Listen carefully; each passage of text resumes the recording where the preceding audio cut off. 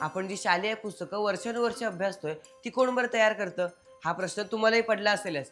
चला तर यामागचं उत्तर जाणून घेऊया आजच्या भागात. नमस्कार, मी अजिंक्य आणि आपण पाहत आहात कल्लाकार दिनविशेष भाग 244 पॉवर्ड बाय GoPrack.com. भारताला स्वातंत्र्य मिळाल्यावर भारतासमोर अनेक आव्हाने होती. त्या काळात शिक्षणाबाबतही काही आव्हाने व समस्या होत्या. याकरता काही आयोग अभ्यास करत होते. 1948 ते 1949 मध्ये राधाकृष्णन आयोग, 1952 मध्ये मुदलियार आयोग यांनी अभ्यास केला. केंद्र सरकारला वाटले की शालेय शिक्षणासाठी संशोधन प्रशिक्षण व पाठ्यपुस्तक निर्मिती करणारी एक राष्ट्रीय संस्था असावी, जी सर्व शाळांना मार्गदर्शन करेल, दर्जेदार व एकसंघ पाठ्यपुस्तके तयार करेल, शिक्षकांना प्रशिक्षण देईल आणि शिक्षकांच्या गुणवत्तेसाठी संशोधन करेल. या विचारातून 1 सप्टेंबर 1961 मध्ये NCERTची स्थापना करण्यात आली. NCERT म्हणजे राष्ट्रीय शिक्षण संशोधन आणि प्रशिक्षण परिषद. शालेय शिक्षणाशी संबंधित शैक्षणिक बाबींवर केंद्र आणि राज्य सरकारला मदत करणारी ही भारतीय संस्था आहे.